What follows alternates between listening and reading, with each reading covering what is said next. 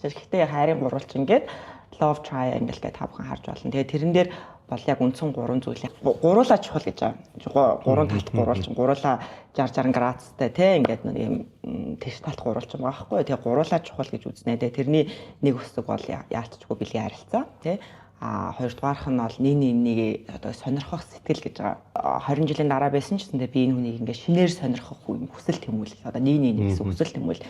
Тэгш ингээд хосын харилцааны ихэнх үед маш их байдаг шүү дээ. Ингээд би тэр хүний юун дуртайг нь мэдмээр байна, юун дургүйг нь мэдмээр байна. Маш их ингээд хүс тэмүүлжсэн нь тодорхой нэг хугацаанаас хавуулаа хүмүүс сонирхоо болчихдог ч юм уу. Нэг ийм хүн гээл те. Гэтэл тэр чинь тийм хүн биш шүү дээ. Үргэлжлэл өөрчлөж байгаа хүн.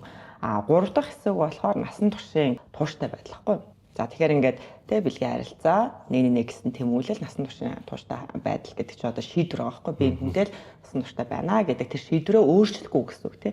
Тэгжээж энэ гурван зүйл байж аж одоо төгс хайр үүснэ гэж байгаа байхгүй. Гэтэл бүх хосуудад чинь тэр гуруула байхгүй тий. Зарим нь хоёулаа байна. Маш их ингээд гал дүрлцэн хайр нь байна. Тэгээд нэг гэсэн сэтгэл нь байна. Тэгээд тэр бэлгийн харилцаа нэг гэсэн мөрчлөө урт хугацааны хайр нь байхгүй. Тэнгуут тэрийг эрос хайр гэж нэрлэдэг юм тий.